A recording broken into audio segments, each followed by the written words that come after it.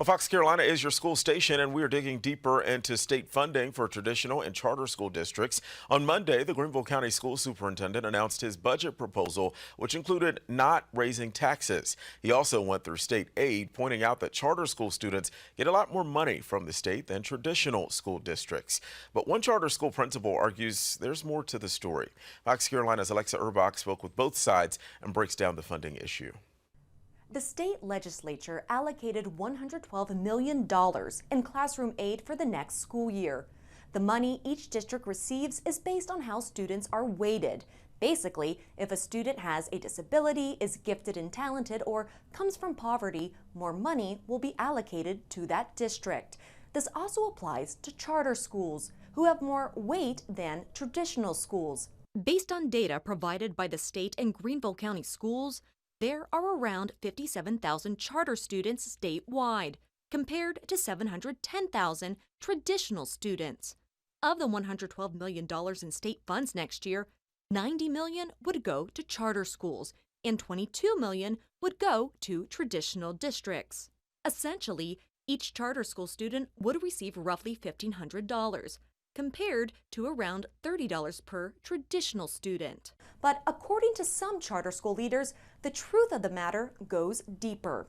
Traditional districts, it seems like that they have picked on one bucket of money, and that bucket of money is aids to classroom. Principal of Greer Middle College Charter School, Jimmy Armstrong, wants people to understand that most charter schools only get state and federal funds, unlike traditional districts, which also receive local funds through property taxes. That's how a charter school offsets revenue that we don't get locally.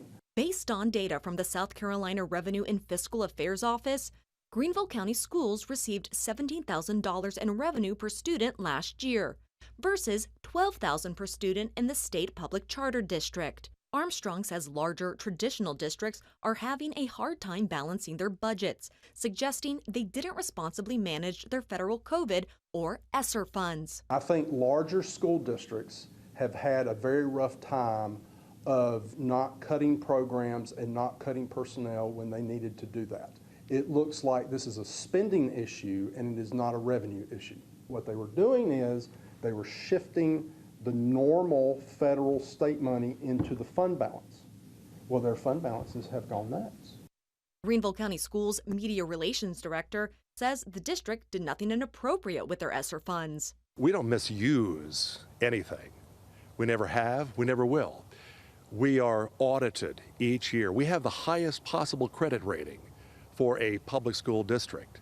He also says this is not about charter versus traditional schools, and says the district supports school choice. What this is about a disparity in the state aid to classrooms funding that gives charter school students in South Carolina 10 times more in new money than traditional public schools. Both leaders reiterating the importance of state funds. It gives families a choice. I don't want, for whatever reason, I don't want my child to go to a traditional school. I want my child to go to a charter school. All traditional public schools in South Carolina are going to be in trouble if they don't redistribute the weighting of state aid to classrooms. There is currently a suggested amendment in the state legislature that would adjust the weight of virtual charter school students, allowing traditional districts to receive more state funds.